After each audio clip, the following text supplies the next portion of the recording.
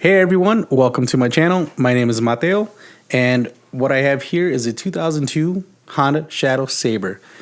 I bought it last year, and the only thing I've really done to it so far was a basic tune-up, floorboards, tachometer, phone mount, and charger for a USB port. And that's about it. What I'm going to be doing today, or in this episode I should say, is getting these old Dunlops swapped out for some Michelins. They about 6 to 7 years old and definitely have a lot of wear on them, at least in the rear. So this should be a fun little project. I eventually want to put aftermarket throttle lock and definitely build a custom fit luggage rack. So here I got the wheels off, and it wasn't that bad actually. It was pretty easy, so kudos to Honda Engineering on that one. As you see, the rear tire is pretty effed. You know, definitely worn out in the middle, some cupping.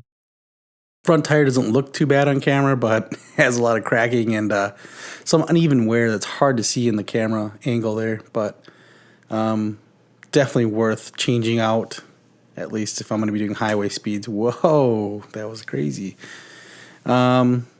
So yeah, definitely going to do the Michelin Commander 3 in the rear and the Michelin Road Classic in the front. Just to kind of, I don't know, I really like Michelins. I put them on my old Honda CB 500F, and it made quite the difference in the rideability of it. So stay tuned. What we're going to do is once we get the tires swapped, we're going to have the aluminum cleaned up. There they are right there. Just picked them up from the dealer. Stay tuned. All right, John. How's it going? Awesome. All right, so today we're going to be doing some wheel restoration. This is an aluminum mag wheel off my Honda Shadow. It's got a lot of dirt and pitting. I don't know if you can see that. You hear that? Pretty rough. What we're going to try to do is polish it, clean it up, polish it, and see what we can do to get it kind of back to normal. Stay tuned.